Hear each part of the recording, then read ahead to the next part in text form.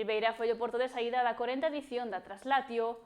Preto de 500 persoas percorreron no catamarán o traxecto que une o municipio con Padrón, Pontecesures, a través do río Ulla. O porto anfitrión da conmemoración da Traslatio volveu a ser Ribeira despois de 14 anos. O municipio foi o punto de partida desta 40ª edición que se desenvolveu a tarde do sábado. Arrancou co acto institucional da Lonxa de Ribeira, no que se recordou a relevancia deste camiño promovido pola Fundación Ruta Xacobea do Mar de Arousa e Ulla, que rememora a viaxe que fixo o corpo do apóstolo Santiago dende Oriente ata Galicia. 40 edicións de remontes seguramente non se poida resumir en 3 minutos e 63 anos de trayectoria da nosa entidade, pois tampouco se pode resumir, como vostedes comprenderán, en 3 minutos. Estou en condicións de decir que seguramente somos a entidade veterana ou decana de promoción do Camiño de Santiago en Galicia, non me atrevo a decir en España, pero seguramente que en Galicia sí.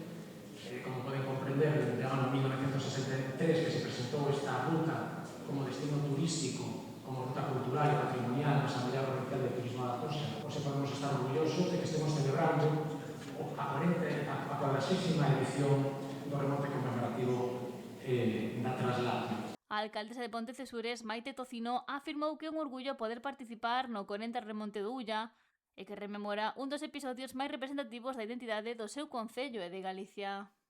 O percorrido que iniciamos en Ribeira, atravesando o mar de Arousa e remontando o río Ulla hasta os portos de Padrón e Pontecesures, constitúe máis dunha recreación histórica. É unha viaxe por unha paisaxe excepcional, un espazo de enorme valor ambiental, cultural e patrimonial que debemos preservar para as xeracións futuras.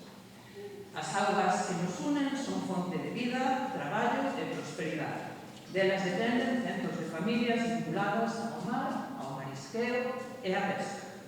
Deles depende tamén unha parte crecente do noso atractivo turístico, un turismo sostible que busca precisamente a autenticidade, a beleza natural e a riqueza cultural que ofrecen os concellos deste territorio. Tamén se puxo en valor o carácter integrador desta cita que se celebra de forma anual. Que é un pouco que vamos a buscar tamén para o Xacobeo 2027. Queremos que seña un Xacobeo de todos, para todos, e que todo mundo participe na súa definición e tome parte desa festa de Galicia que queremos facer ao ano.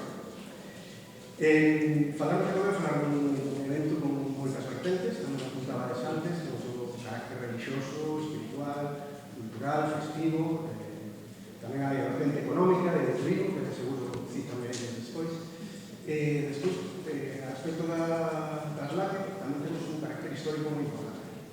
O director de Turismo de Galicia, Xosé Merelles, afondou no vindeiro Xacobeo, o que se celebrará no 2027. Pero hai que ter en conta que non poderíamos ter ou celebrar un éxito por adiantado, que seguro que este acontecemento vai ser moi exitoso, se non houbera uns alicerces antes de promoción do Camiño de Santiago das distintas rutas xacobeas. E aquí eu quixera felicitar a Javier e lembrar aqueles pasos que se inizaron no ano 1965 coa promoción desta ruta do Mar de Arousa, que ni máis ni menos que o xérmolo de onde nace a peregrinación a Compostela. Pola súa banda, o subdelegado do Goberno na Coruña, Julio Abalde, destacou a necesidade da colaboración entre administracións para impulsar o turismo e as rutas xacobeas.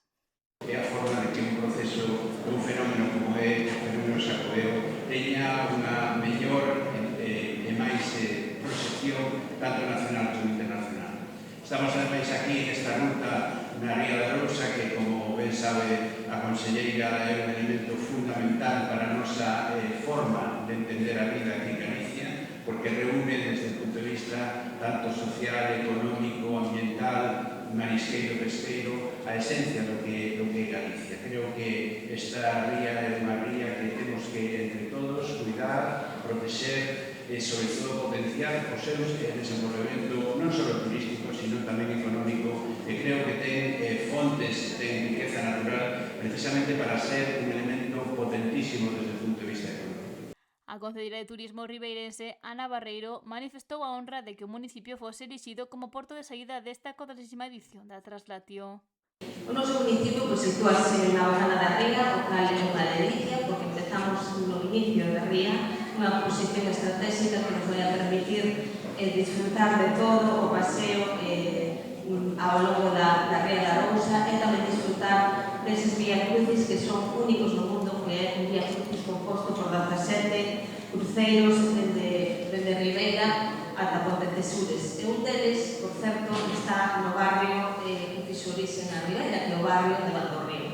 A conselleira do Mar, Marta Villaverde, foi a encargada de pechar o acto institucional. A representante da Xunta destacou a importancia das tradicións marítimo-pesqueiras e a relevancia do Camiño de Santiago na cultura marítima e no turismo de Galicia.